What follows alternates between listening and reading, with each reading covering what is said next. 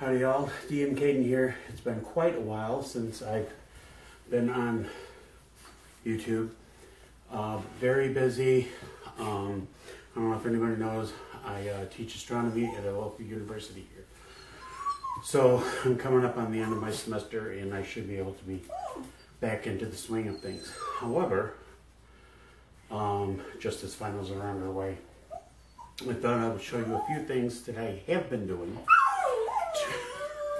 Thank you, Marley. To catch you up on what's been going on. First of all, I can show you, somebody did these and I did a slight variation on a theme. Hall torches, sconces. Piece of wood, washer, piece of paper underneath to hold everything so they would, wouldn't come off.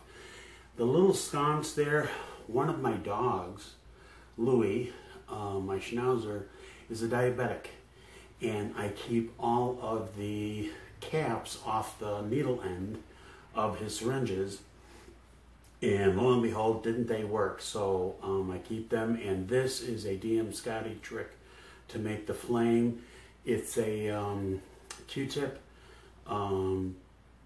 Shaped up into with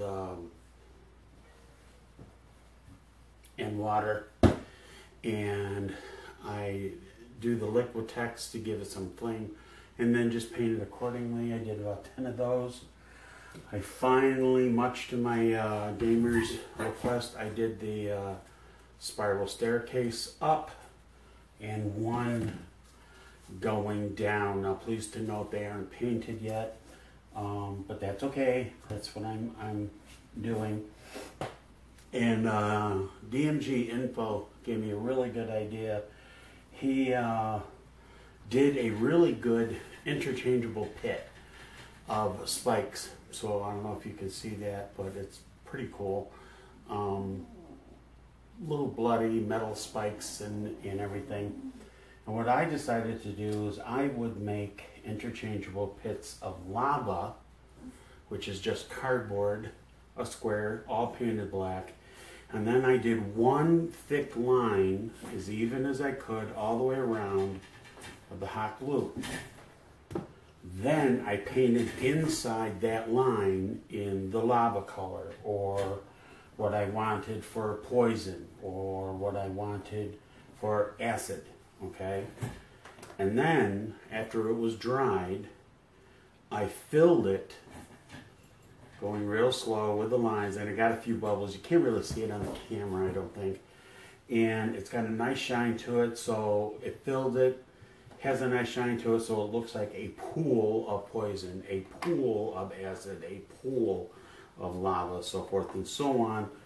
And they're the same size, just under 2 inches. So that they'll fit nice in the 2-inch pathways that I've got going here in my dungeon tile set. So I thought those were pretty cool.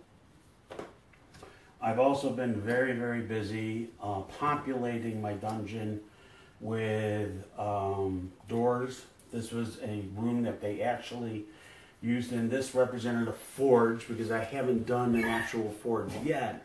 But the pieces that I've been gaining have sort of stepped in and played. So I had these that I've done before in a previous video.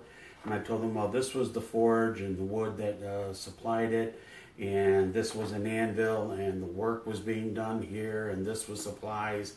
And they had a working door that DM Scotty has shown a version of, and DMG Info, Gareth, also does. So I'm starting to get the tiles and the population pieces to flush it all out and make it look good. Also tried my hand at one of DM Scotty's gelatinous cubes. It's just pure plastic, acetate plastic, overhead plastic, and glued together. This one I'm going to try to do from the inside. Maybe that'll give it a different effect. This one I did from the outside. I'm not too happy with it, but like I said, it's an attempt. It's a first try, so not too awfully bad. So we did that. I'm also very fond of styrofoam and using a hot wire cutter. I showed you in one of my previous videos the hot wire cutter I had. And this is a cave entrance, and I did 3 different versions of it. In fact, I needed one for the game that's going on now, and I figured, well, while I've got the hot wire out and the foam out, I'll go ahead and make 3. And this is just the entrance, so I had trees and rocks and boulders and all sorts of things, and I had a couple guards posted up here. A couple came out the entrance. I believe they were kobolds, and so this is one of the cave entrances I did. Sort of neat. I'm also doing, this was DMG Infos, and I haven't done, it's all blacked up, ready for the detail paint. This is a pit that will have interchangeable, this is going to be the pattern, interchangeable. It'll be either like spike pit, or maybe it'll be a descending pit, or maybe it'll look like it, you know, there's a pile of rope here and it goes down and forever. And I'll make several of these in different flavors of acid or open pit, or maybe I'll have some with, you know, giant snakes or whatever, you know. So it's just an interchangeable pit that I can have inside a dungeon or cavern set.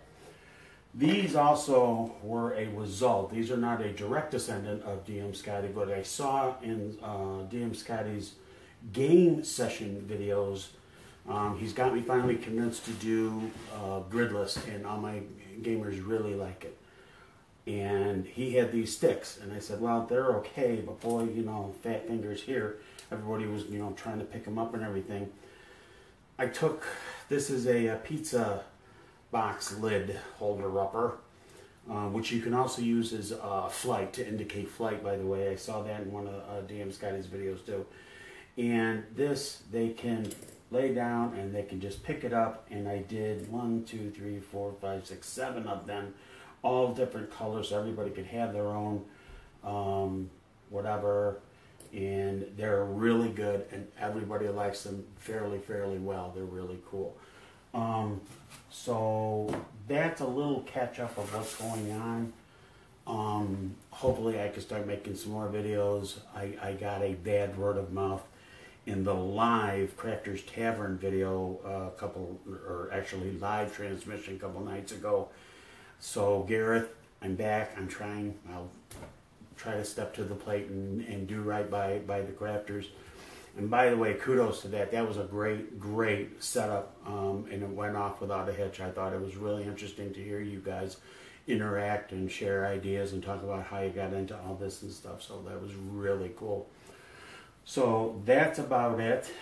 As always, just like Gareth always says, like a button, but he does it with a lot more vim and vigor. Go forth and craft, like DM Scotty says, and we'll catch you later here at the castle.